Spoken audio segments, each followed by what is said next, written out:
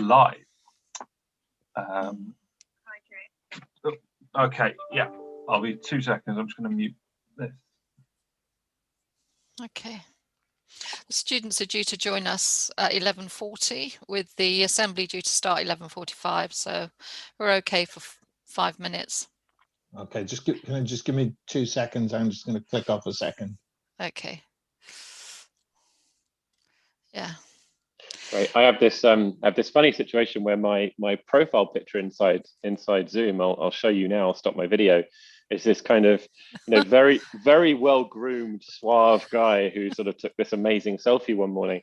And then when I turn my video on, it's like I look like a Yeti a little bit. So it's, being in lockdown has really affected me. Like, my wife keeps saying I look like Chewbacca, which is not helpful. Oh gosh, I don't know. Some people might think that as a compliment. Depends on, I guess, your view on Wookiees. So yeah, it's I'm looking forward to is it next week? No, the 12th, where we can actually get haircuts. So yeah. Is it hot up with you? Is it? Are you out? It was really hot yesterday. Do you mean weather-wise, right? Yeah.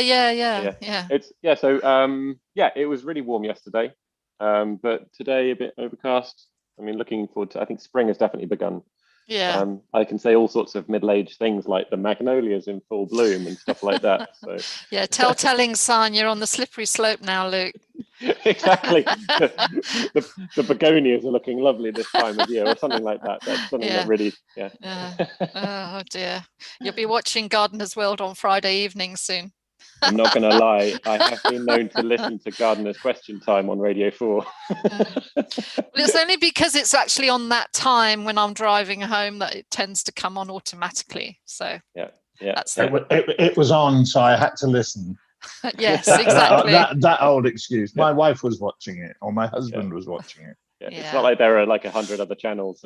I don't watch Coronation Street. It was just on. Oh dear. Yeah.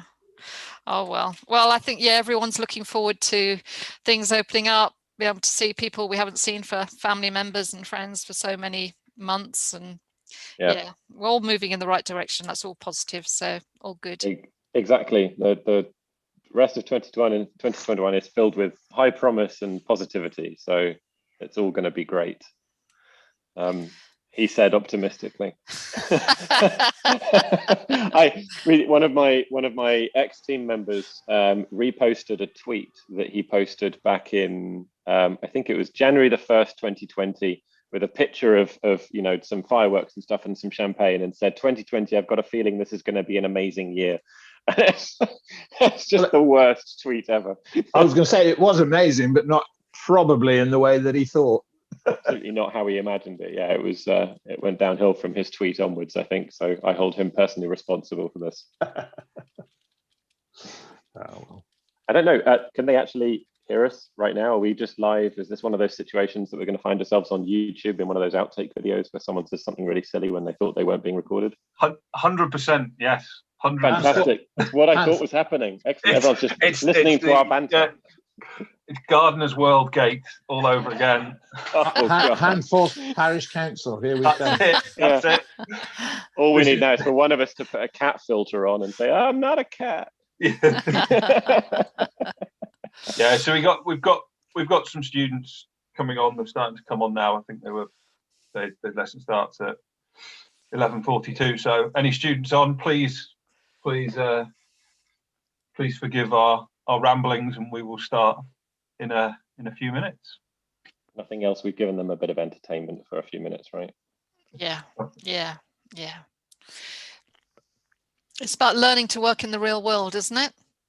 It is absolutely. This definitely reflects how 99% of all of my meetings start, so it's always fine.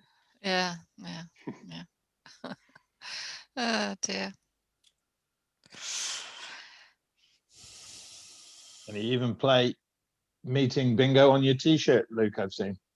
Yeah, it's one of a collection of COVID T-shirts I've got. This is one of my favorite ones, actually.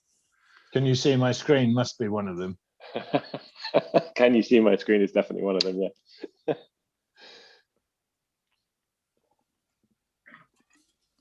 Yeah, it has all gone a bit crazy, hasn't it? Yeah. Well, there's no going back now. We're all digital natives, aren't we? So, or digital migrants. So we're going to be in Zoom for the rest of our lives. We're all Zoombies. Interesting. Oh. I was listening to, I was on a webinar this morning where they were talking about what percentage of people do they think will go back to offices, and the view was 50 to 60%. Yeah. But that there will be a hybrid, and everybody will be different. The percentage of time that they'll spend in the office at home will just depend on individual contracts. It'll make HR a bit more of an entertaining career. Going to make performance management definitely a bit more tricky. Yeah, So, it is. Well, look at the right metrics, and then, yeah, output rather than input. Absolutely. I feel like we're giving all the people who are listening in already a bit of a freebie now. This is like, Absolutely, yeah. Yeah. We could. Well, why not? Should I talk about the Magnolia again? Oh gosh. Right, we're just waiting for the students to join, so it's an opportunity for me to do a free plug for my latest product as well, isn't it? Oh, excellent. What is it? It is potato milk, or milk from potatoes. Milk from potatoes? Yeah, it is a plant-based dairy alternative. How do you milk a potato, Graham? Well, you see, that's the misconcept, is it comes from potatoes, but not in the same way that milk comes from a cow. I would expect, yeah. It's a top secret process developed at the University of London, Sweden. Nice. I guess it's not the first time we've derived something unexpected from potatoes, right? Vodka is everyone's favorite potato-based beverage. Yeah, that's the thing that comes back most often from the trade, is like, oh, last time I tried a potato drink, it was 40% proof. Yeah, exactly. Yeah, so this has gone down a route that no one could have ever predicted. Any students that are on now, you just don't know how lucky you are.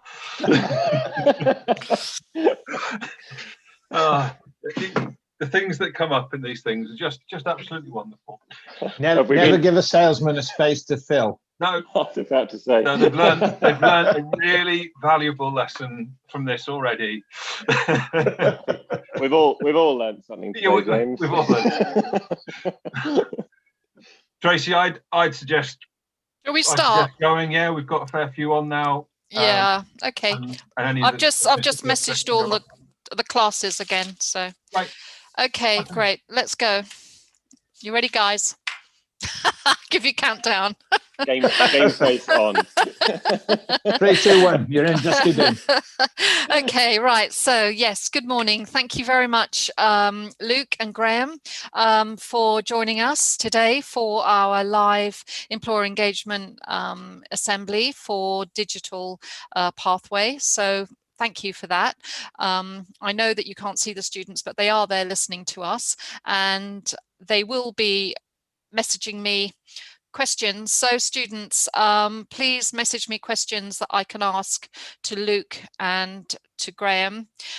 First of all, we're going to start with asking you both to introduce yourself to our students, maybe give us an outline of your career journey so far, and then we'll just go into some questions. So Luke, if it's okay, just start with you, if you could just give us a kind of potted history to where you are now.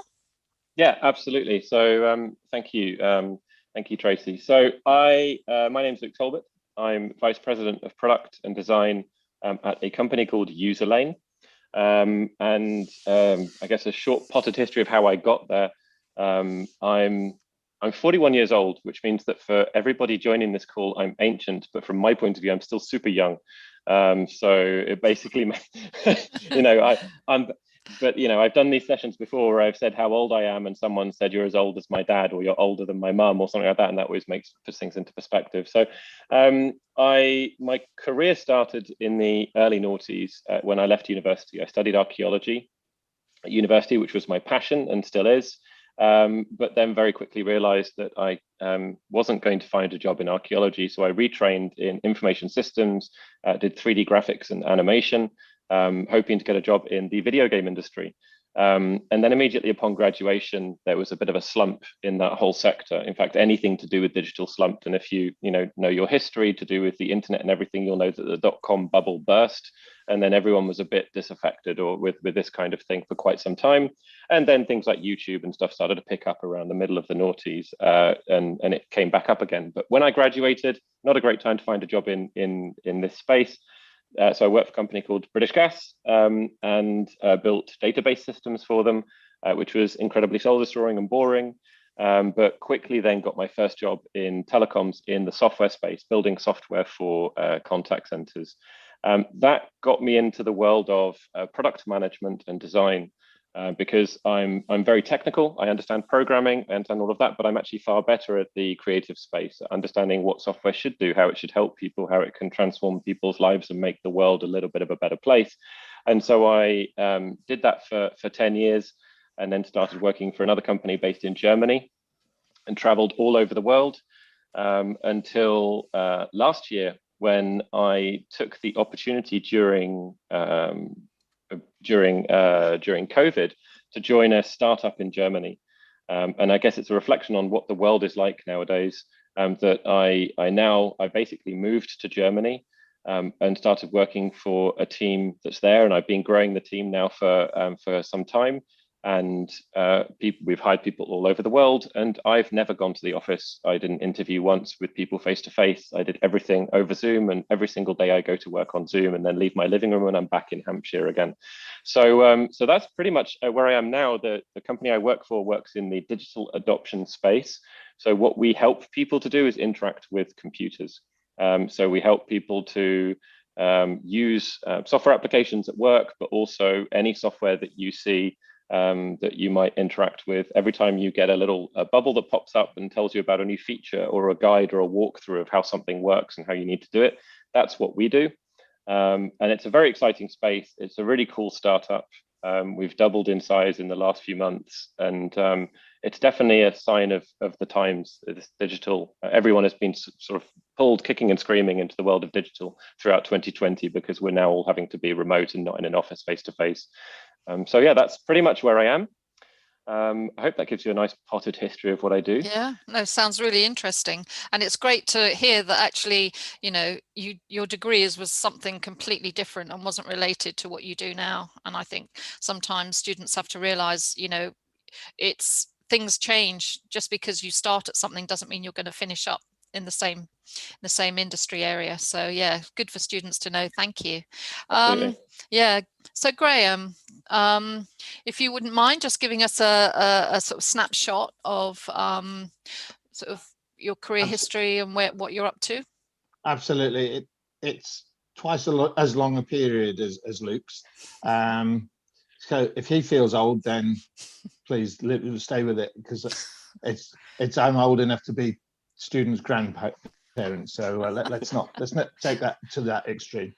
And the days when I started work were pre-internet. They were pre-mobile phones, pre-computers, pre-everything else. Everything was pieces of paper and so on. So a world where you had to go into the office to process the paper is totally different to where Luke is now 35 years later. So it really is a revolution in my lifetime.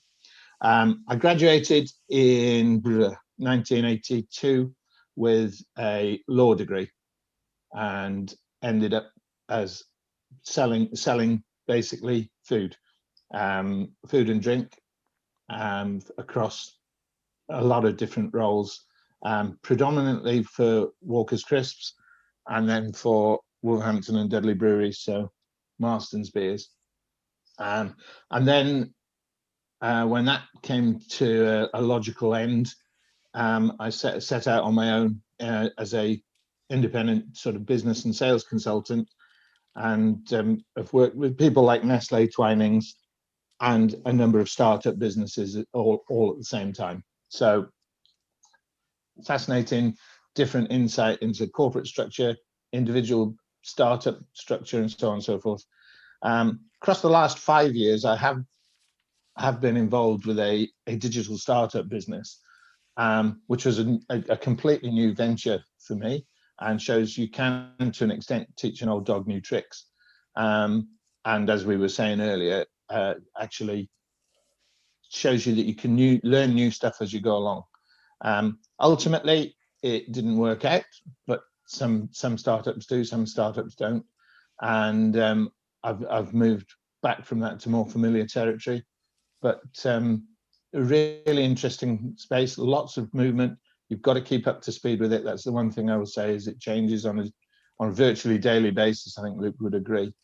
But yeah, that's my role. And currently UK sales director for a Swedish company called Veg of Lund. And again, I've never been to Sweden in this role, Luke. So there you go.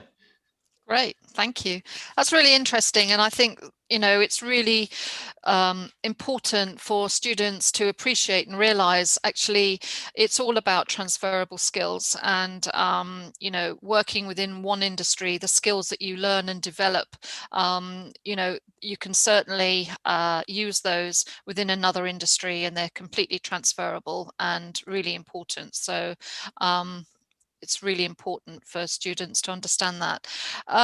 So Luke, if you don't mind, I'm going to ask you some questions about sort of like the industry moving forward. So what do you think about, obviously it's so fast moving, about the new opportunities that sort of will be available in your sector?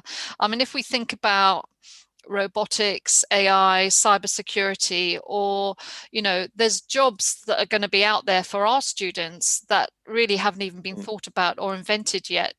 What do you think about that?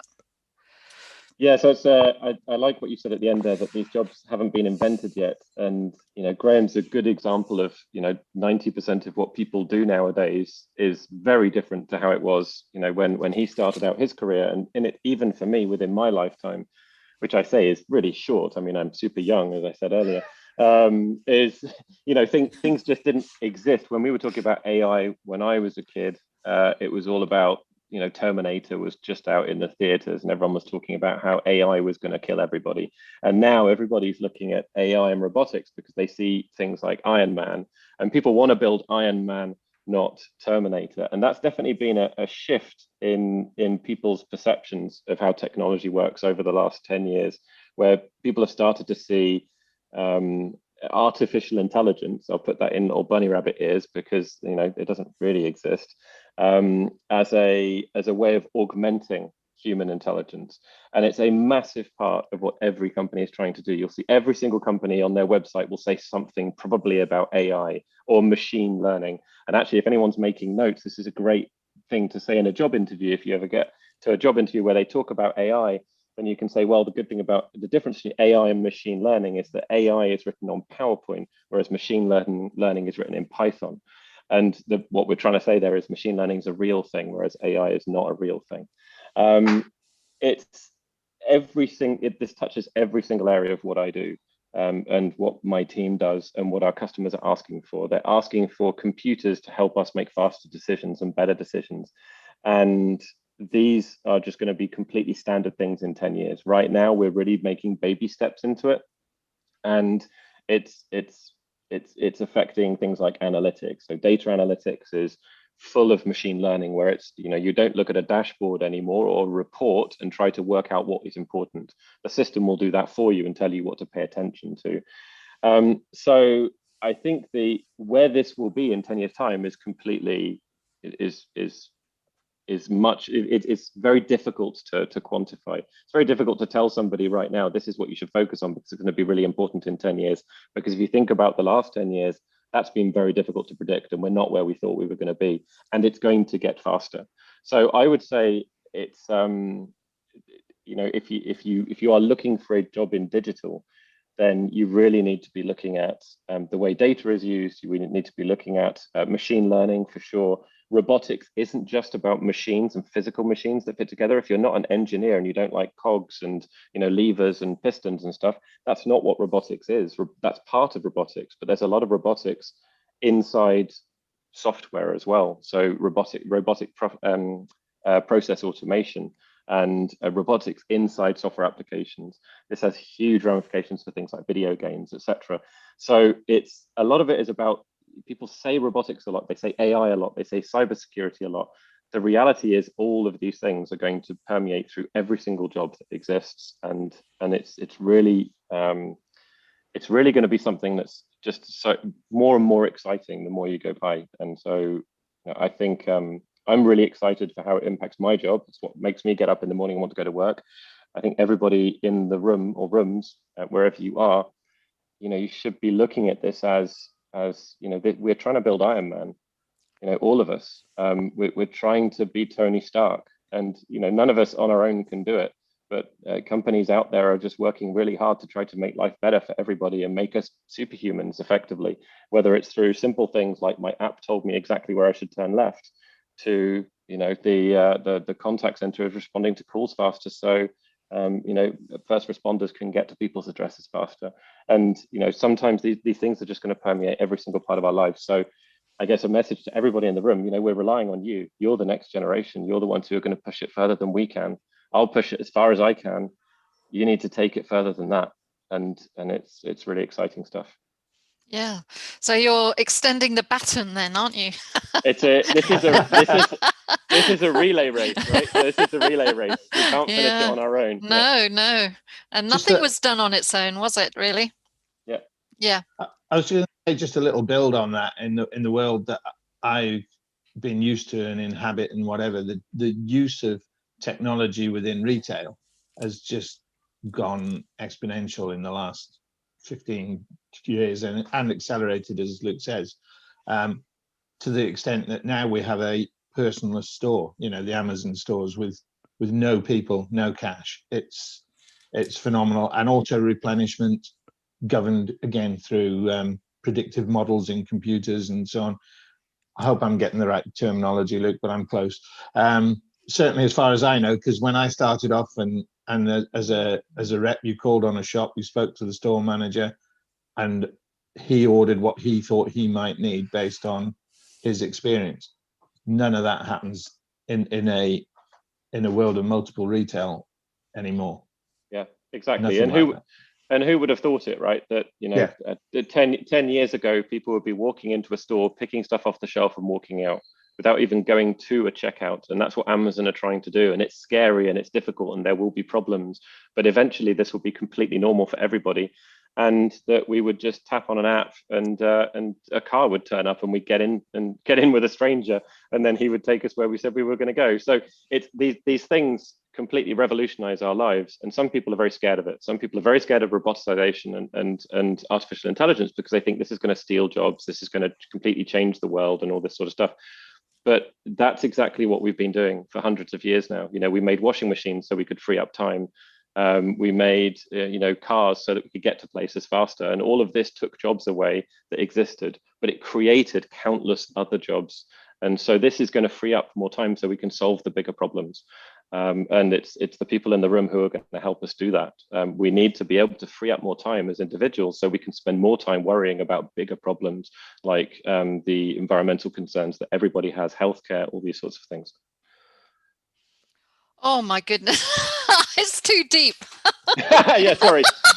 I can bring it back up again. No, it's fine. It's just I'm thinking, oh wow, okay. But you're absolutely right. You're absolutely right. And actually, I really like the reflection on, years ago with like the cars and things like that. You're absolutely right. You got it spot on, which is a bit frightening. But yeah, thank you.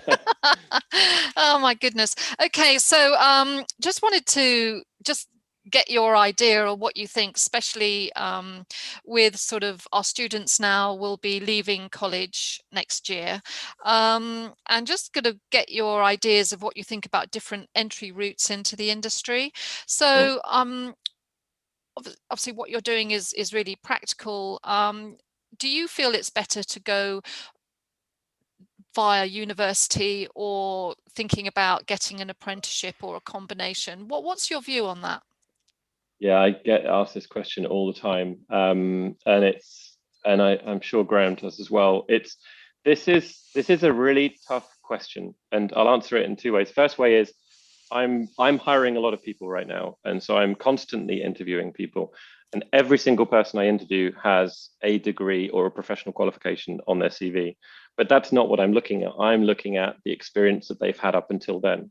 From then onwards. So, you know, I will hire somebody based on who they are when they present themselves in the interview and the job they're doing right now and what I think they can give, the energy level they have. You know, someone could have 10 degrees and be absolutely the wrong person because they are, you know, they don't fit the role or the team.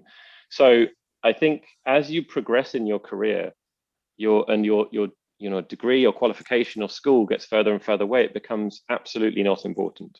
And so for me, when I'm hiring somebody who is, who's been working for 10 years, I don't care if they've got a degree or not, if they left school at the age of 16. The difficulty nowadays is it's a very competitive landscape. And I would be very worried if I was trying to get out there and get a job particularly in my field at the age of 18, without some kind of professional certificate or something that said, yeah, this person can kind of do this role, or they've got the minimum. You need that as a kind of reassurance when you're hiring somebody, even into a trainee role, that they've kind of stuck with something and they've done it. And it's almost like this: I understand you're not going to have any work experience, but you know you managed to stick a course for 2 to 3 years and you did it, and that's great. So it's kind of like a seal of approval almost. As to whether you should do a university or apprenticeship, it's an easy choice for me. It was free. And I did a degree and everyone else paid for it, which was wonderful. I then did a master's and paid for it myself. And I would spend that money 10 times again. If I had to make that decision again, I would still pay for my master's. I would pay twice as much as I did, 3 times as much even. I would get myself into debt to get that master's, because without it, I would never have the career that I do right now. It set me on the right path. And also, it opened my mind. I think university isn't just ticking a box so you get that qualification, but you get to spend time with people who are thinking the same way that you do. They've chosen the same career. You bounce ideas off each other. And if you think about all of the most successful people on the planet have been successful when they've been in an environment where they were bouncing ideas off each other. And actually the founder of my company now, he's 25 years old, by the way, which, you know, anyway, he's 25 years old and he founded the company 5 years ago and he didn't complete his degree. He got halfway through his degree, realized that the company was taking more of his time and was going to be a safe bet, and didn't finish his degree. But the reason he even got that far was because he was with people who were like-minded. It's very difficult for me to stand up here and say, or sit down here and say, you know, yeah, sure, get yourself into loads of debt because it will be worth it, because it's all up to you. But if I were doing it again, and what I recommend to my kids is definitely do it if you can, but do something you're passionate about. Don't just do it to tick a box. Don't just, do something that you're not that interested in, but because you think it's the right career path for you. So it's a really tough question to answer, and every individual is different and every situation is different as well. Yeah, no, absolutely. And I think probably it's quite good to replace the word debt with investment. I think it's actually yeah, exactly.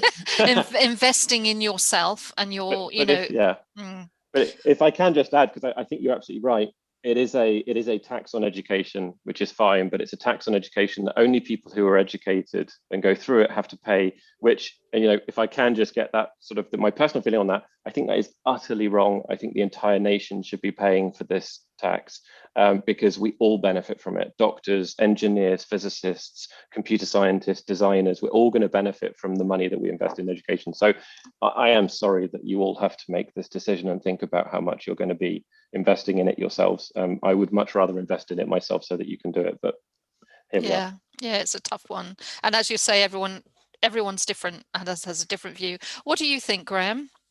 Well, I'll sit as comfortably on the fence as Luke on this one, because I have 2 sons, one who's 24 and didn't go to university but is now well established in a job in the civil service, because of his life skills that he learned working during that time. Can't say any more about it because he's not allowed to tell me what he does. So there we are. The other one, who has always been passionate about sports journalism, just started in a degree in sports journalism at university. So that would echo what Luke said, is if it's right for you, it's right for you. And only you can know that. And only you can know if you've got the capacity to study in the way that is required by your university. You may have, you may not have. Being at college actually gives you a little bit of an insight. Talking to your tutors and talking honestly about your own skills, feelings, mindset, how you learn. Knowing yourself is probably the most important part of the decision. Know yourself, know what's right for you, and that's probably one of the things I'm proudest about my eldest. He went to college and he was doing extremely well, but then he said, "Dad, this isn't for me. I'm not going to see it through." And so he came out of it, and he tried to set up his own business as a sports coach, and he worked hard at that. But that was a struggle for him because there just wasn't the paid work around. There was a lot of voluntary work around, and his CV is littered with voluntary work, which may have felt like a little bit of a waste of time because he had to move away from that. But he actually that was instrumental in him getting the other jobs that he's got since. And he's now in, as I say, in a really sort of interesting, secure, management job in the civil service that has done him really well. And I think his learning journey was a different one to my younger son, who has always been passionate about sports journalism. But the other thing that he has done alongside the university thing is he started writing and he started contributing to websites. He started doing that which it is that he wants to end up doing. And in the digital world, I would encourage all of you guys to get writing code, understand how all the different programs work, pick up all the latest information, the new systems and whatever, try them, get to know them, understand them, because by the time you come to work, they'll be old hat and you'll be improving those and moving them forward. Am I right, Luke? That staying across all the developments and never stopping to learn on a daily basis is kind of exactly where it has to be in this world, because your higher ability, I think, in a digital environment is dependent on your ability to show that you're across it. Mm. And how you do that, to come back to the original question, whether it's with a degree to show that you can master changes in things and moving forward and this, that, and the other, or whether it's with outside of your degree, whether that's through an apprenticeship or through anything else, that you're doing it and you're in it and you're understanding it, that is invaluable. Yeah, definitely. Great. Absolutely fantastic experience. And thank you for that. I just wanted to, so that takes us really well sort of to my next question is, so what would be the top tips of getting into your industry? So Luke, what do you think? So like we've got currently digital students thinking about working within the digital industry, and there's such a range of different industries, and I think you touched on that before when we were speaking about where your strengths lies, whether it's sort of engineering or or software or selling, or there's so many different strands. So what would you think would be your top tips? Yeah, I think the most important thing for me is that somebody knows what makes them happy. And I think that's really important. I think you have to follow your heart. You have to follow the money. That's super important as well. If what makes you happy is, making a load of cash, then obviously, follow the money, fine. But that's typically not what makes people happy. It's what people think makes them happy, but it's not real. And I think there was a survey out recently that said only 15% of people in the workforce are actually engaged, which means that only 15% of people are waking up on Monday going, absolutely, let's get this done, let's work hard. And that means that the rest of them aren't. And the reason why is because they're probably not doing what they're passionate in. And I think it's important to know who you are. And when we say digital, it's vast. So to give you an example, my godson has graduated with a degree in video game design and is now looking for a job in the video gaming industry. But the problem he has is that he doesn't really know what he enjoys. He doesn't know whether it's the coding or the modeling or the animation or building environments or the story writing or whatever. And so I'm coaching him through that to try to find his career path, because he has to find the thing that really ignites his passion. And the problem right now for most of the people listening is you won't know what that is. So you have to an extent, be a generalist. You have to be completely open to everything. I didn't really start to fly in my career until I found product management, until I worked out that actually, okay, the reason I was never happy as a coder is because I wasn't a very good coder, but I am a very good creative person. And I understand what makes great software. And so I have a space there that exists. You'll find that as you go by. But so I said, so follow your heart, follow your passion. Always be conscious of where the money is coming from and what might be a good career for you in the future. But just be really open-minded as well to everything coming in. And no matter what your apprenticeship or your degree or whatever it is you go on to do, just explore, be explorative. Be open to the idea that it might not be exactly what you're studying that you're going to be great at. Fantastic which is fine. advice. Yeah, brilliant. Great. Fantastic advice. So Graham, top tips, what do you think? I think the follow your heart thing is really important, because there's a phrase that says, if you do something you enjoy, you never go to work. And that is really important, because everybody sees work as something that they need to finish and then go off and enjoy life. But if you're enjoying what you do, then you don't have a start and finish time, like we were talking earlier about performance management and so on and so forth. You just do it, and you know what's right, and you that comes through to the people that employ you and so on and so forth. And so doing something that is something you enjoy and something you're passionate about, I'd endorse that entirely. Also, being open to new opportunities. I literally had 2 job offers on the same day, and it echoes a little bit of what Luke's been saying. Be open to new opportunities and follow the money.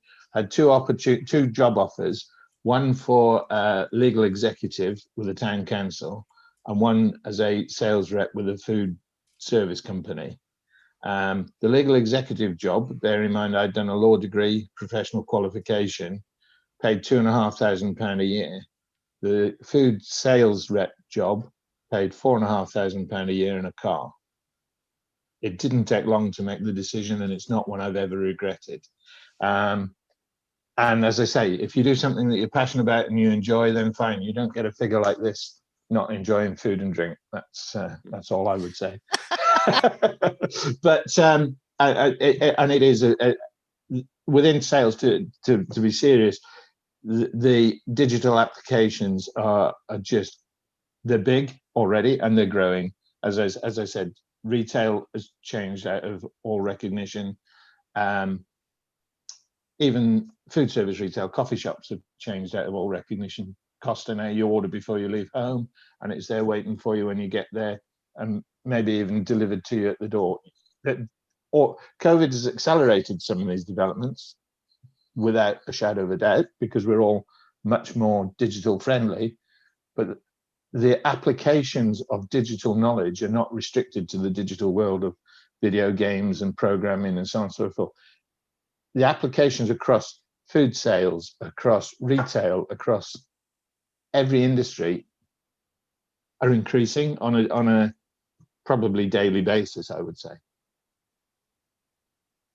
So top tip, follow your passion, follow the money, and keep yourselves open to new ideas. Oh, we can't hear you, Tracy. While you're sorting out your mic, I'll just add one thing quickly. Sorry, I'll keep stuff rolling, don't worry. I won't talk about the Magnolia, I promise. Yeah, the one thing I was going to say is, if you one thing that's really important to me when I'm hiring people is that I'm able to see who they are, right? Everybody could, just like a robot, just list all of the things that they know, all the things they've learned, all of the things they achieved, and all this sort of stuff. That's relatively simple to do. And once you get to a certain point in your career or life or education or whatever, everyone's going to be able to give a similar list. But it's really important for people hiring to understand who they're going to be dealing with every single day. And you're going to spend most of your time, most of your waking life is going to be with colleagues. Just mathematically, I'm 40, 50 hours a week with colleagues. That's not counting the work I do outside of that, just on my own. And with my family, I spend significantly fewer hours talking. So people have to work with people they love being with. Your best friends are going to be at work. And so when you go to those job interviews, just make sure that you bring that energy. And if you're passionate in the thing, then bring that passion as well. They have to see that you're really going to make a difference. And just imagine the contract that's in place, right? You're going to get a job, and what you want out of it is some money and a place to be. They need someone who's going to do the job, and they're going to be giving their money to you. So imagine how you would feel in a similar situation. So really, really give them the trust and the confidence that when they give you the money, you're going to be giving them something back that they need. And so really think about that when you go to your interview. Why am I applying for this job? At first, it's just going to be because I need a job. But I think for every position that you go for, even right at the very beginning, you can bring some passion and energy to it that really tells them that they're hiring a special person. Yeah. Can you hear me now? We can hear you now, Tracy. Yeah, we Thank can you. hear you now. Luke's done a great job of filling. I've got a couple of ad-lib things here written down, so don't worry. If it happens again. Oh my goodness, worst nightmare, isn't it? Yeah, no. So thank you, definitely. So with that in mind, what would you say? So Graham, I'm looking at you at my screen at the moment. Would be the main challenges. So the challenges to your role at the moment. Well, it is interesting. It's the evolution, as Luke said earlier, is that everything's changing, and that the role, the job I started in, food service sales rep, just is increasingly rare.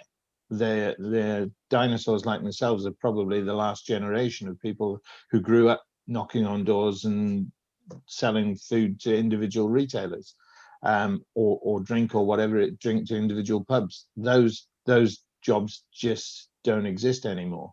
So the training ground to become a good salesperson is not the same as it previously was.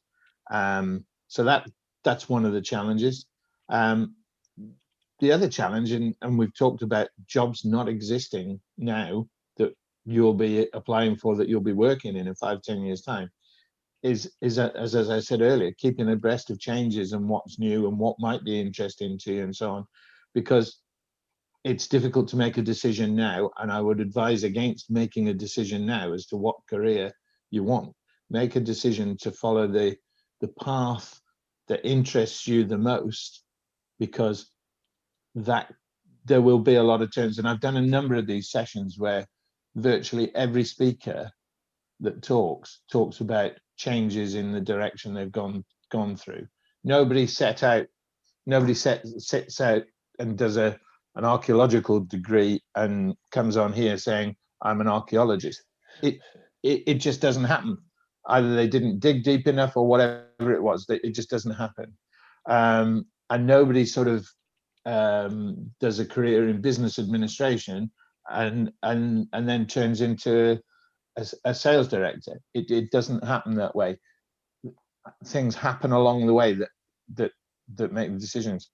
But if you follow your heart and you follow what's right for you at the time that the decision comes available, then that's what helps. And the other challenge is making yourself stand out. So to be different to everybody else that's around you, and Luke's again touched on this a little bit, but make your CV and your interview approach different to the next guy. Make it interesting. Why would I need you in my team? Understand who it is that's interviewing you. That's another thing, because so often people will just rock up to an interview with the same prep, and it doesn't matter who it is. They wouldn't do that if it was, if you're, I don't know, a racing driver, let's say we talked about cars earlier, a racing driver, you rock up at a new circuit, there's a different approach to that circuit depending on whether it's hilly, whether it's got a lot of corners and all the rest. You set your car up differently, and you should set yourself up for the interview differently. And researching the person who's interviewing you, it's very, very easy now in the digital world with LinkedIn specifically for recruitment, Facebook and all the rest of it. Make sure what you are on those sites is what you want to be for a start, and how you want to come across. But use them to understand who's recruiting you, what they're likely to want. Luke's a creative. He's likely to want somebody who's creative. He's not going to want somebody who is, or for a creative role anyway, understand the role. He's a creative. He's not going to want somebody who is, well, I'm really good at databases and that's all I want to do every day is make a database. Am I right? more or less, yeah, more or less. And likewise, you know, I work in the sales industry. I want people who are outgoing, who are able to share things and to understand things easily and communicate that simply. Excellent advice, thank you. Luke, what about you? Have you got some challenges that you think? Yeah, a ton. Useful for our students? Yeah, I think the most important thing to know about the world of digital, in fact, if you're thinking about anything, software, any video game company, any company that's a startup right now, is that most of us will fail, and which is a good thing. You know, the more failures you have, the more likely you are to succeed. That's why Elon Musk keeps blowing rockets up, because one day he'll get it, he'll nail the landing, and it'll never fail again. So it's you have to fail, but the challenge, I think, in the world I'm in, is that things become stale very, very quickly, and so things that have succeeded can give you the illusion that everything is going to be fine forever. And so you have to always be on your toes, this concept of every day is a school day, and you're always trying to understand who your user is and who your customer is, and trying to reinvent yourself. You know, look at the last 20 years. You know, 15 years ago, we were all walking around with Blackberries, and now people don't know what a Blackberry is. And, you know, back when they invented the car, they said, what do they want? They want a, you know, faster horse, all these sorts of things. So the world is accelerating so fast that companies that have been amazingly successful, billion-dollar companies, are now completely non-existent. And that is accelerating. And so the only reason that's accelerating, so turning this into a slight positive, is the reason this is accelerating is that everybody in the room right now, not me and Graham, but everybody who's attending and watching this and taking notes, hopefully, and, you know, really going like this, oh, this is really interesting. You're fueling that. You're the ones who are going to be making these startups. You're the ones who, after this, might get together with a couple of friends and say, you know, we did have that cool idea. Maybe we could make this work. You know, because sure, you know, I don't know, we're 16, 17, maybe a bit younger, and there's nothing stopping us. The world of digital doesn't stop you from building a company that can take on the biggest companies on the planet right now. And we're seeing examples of that even during lockdown, of people who are really starting to reinvent things and thinking, you know what, it doesn't make sense that I have to flag down a taxi and hope that he's going the direction I'm going in, or something like that. You know, I want to do it on an app. Or it doesn't make sense that I go into a shop and I have to bump into people and I have to pay for stuff at a till. Anything is able to be reinvented at any time. So the biggest challenge for me in my role is making sure that I keep doing that and that my team keeps reinventing our company. The biggest opportunity for you that presents is that you're the ones who are going to be pushing us to do that. And so, yeah, I welcome the challenge, and I can't wait to see you out there speaking to our customers and stealing them from us. So good luck to you all, and just, you know, never lose the creativity, no matter what you want to do. If you want to be a programmer, if you want to be a designer, if you want to work in digital marketing, if you want to work in sales, just reinvent it. It's completely open. Yeah, well, that's fantastic. Thank you. And that's really encouraging. I've just got a question from one of our students. Just when you were talking earlier, I know that Luke, you're working for a startup. Would you recommend students, obviously when they're thinking they'll be leaving soon and maybe they go to university or an apprenticeship, would you say there's further benefit in working in a startup organization or maybe a more established tech organization? That's from one of our students. It's a great question, and it's a double-edged sword. So one of the great things about working in a startup is that it's all for the taking, right? You have to organize yourselves, you have to motivate yourselves, nothing exists when you start in a startup, right? There's no human resources department, no one is doing marketing. We don't even know how to sell properly because we haven't hired any salespeople. I mean, now we're not that, we've got 100 people in the company and it's starting to scale up, but at the beginning, there's nothing there. As your first job, that can be really difficult because you need to be coached. You need someone to tell you, look, this is how we do things. And sometimes you get that. So there are a lot of companies out there, IBM, for instance, Deloitte, and the big companies like EY and etc., who offer amazing apprenticeships and who will give you like a very solid foundation in this is how we do things.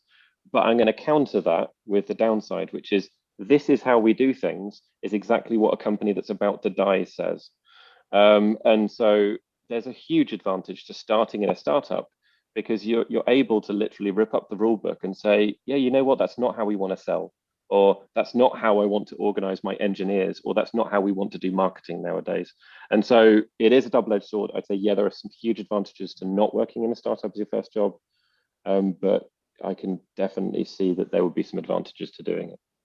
Yeah, great. The questions are starting to come through now. As we're coming towards the end, we're just going to do some student questions. So I've got another one just popped up. So students are concerned, like how building sort of how would you build sort of confidence and resilience? Sort of obviously, if the technology is moving so fast, what would be your recommendation for that for our students? Do you want me to take that one, Luke? Essentially, my first view is get used to it.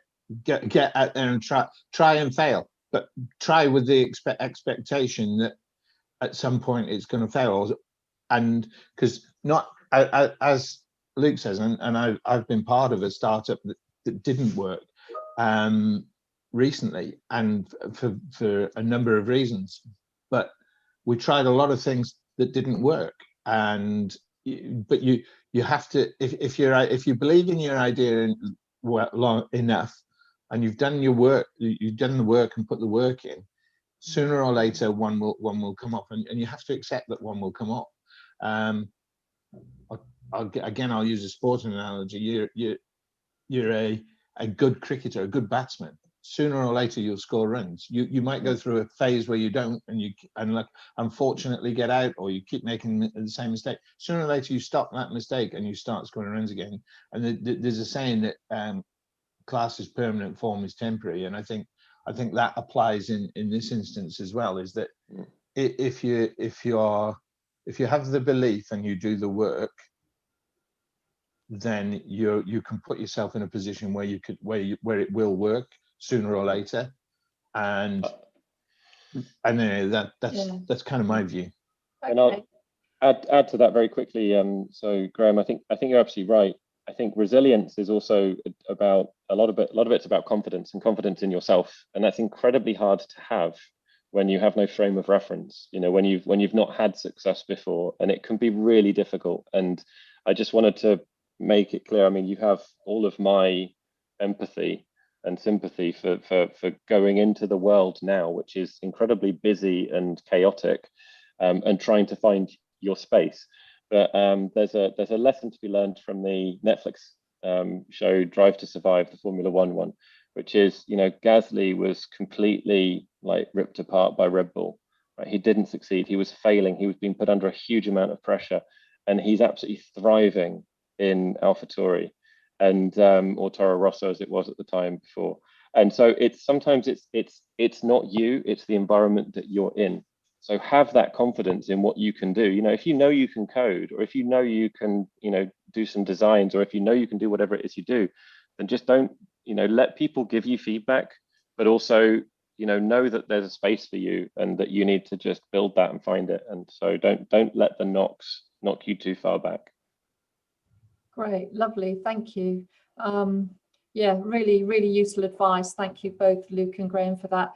I think we're kind of out of time. I don't know about you, but for me, it's gone really quickly, and I've really enjoyed listening to both of you and your advice and information, and I know that our students would really value that. So I just wanted to say thank you both very much for giving up your time to talk to our students, and yeah, enjoy the rest of your day. Thank you. Fantastic. Great. Thank you very much Thank for you, having Tracy. us. It's been a real pleasure. No, lovely. Thanks. Thank you so much. Thank you. Thanks, Luke. Thank you, Graham. Cheers. Bye. Thank you. Cheers. Bye.